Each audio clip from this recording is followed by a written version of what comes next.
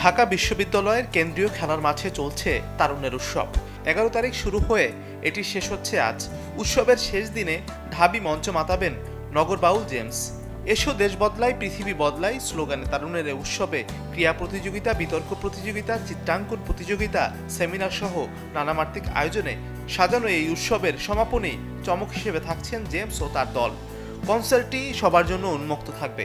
সন্ধ্যা 6:30টায় মঞ্চে আসবেন শিল্পীরা। কনসার্ট চলবে মধ্যরাত পর্যন্ত। নগর বাউল ছাড়াও এদিন মঞ্চে গাইবে জনপ্রিয় ব্যান্ড দল আর্সেল। এসো দেশ বদলাই পৃথিবী বদলাই শিরোনামে একটি অনুষ্ঠানে ভারতের বেঙ্গালুরুর একটি ফ্ল্যাট থেকে উদ্ধার হয়েছে উড়িয়া র্যাপার ও ইঞ্জিনিয়ার অভিনব সিংহের মরদেহ। প্রাথমিক তদন্তে পুলিশ এই মৃত্যুকে আত্মহত্যা বলেই মনে করছে। অভিনবের বয়স হয়েছিল মাত্র 32 বছর। ভারতীয় সংবাদ মাধ্যমের বরাতে জানা যায়, রোববার দিবাগত রাতে এই ঘটনা ঘটেছে। ইতিমধ্যে এই দুর্ঘটনায় একটি মামলা দায়ের হয়েছে।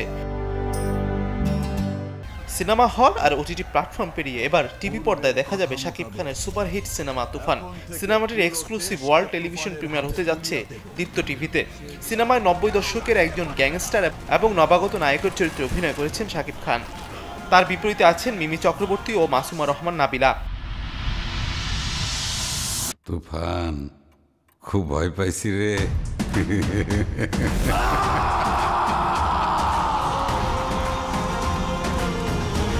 বলিউডের সঙ্গীত প্রেমীদের কাছে জনপ্রিয় নাম সেলিম সুলাইমান। এই জুটির একজন সেলিম মার্চেন্ট এবার প্রথমবারের মতো গাইলেন বাংলাদেশি গান। বাংলা ভাষার গানেও এটি তার প্রথম কণ্ঠদান। বৃষ্টি বিলাস শিরোনামের এই গানে তার সঙ্গে কণ্ঠ মিলিয়েছেন সিথি সাহা। ভালোবাসা দিবস উপলক্ষে গানটির মিউজিক ভিডিও প্রকাশিত হবে সিথি সাহার ইউটিউব চ্যানেলে। গানটির কথা লিখেছেন সোমেশ্বর অলি, সুর করেছেন Sajid Sarkar. Federation of film societies of বাংলাদেশের সভাপতি লাইলুন নাহার শেমি মারা গেছেন।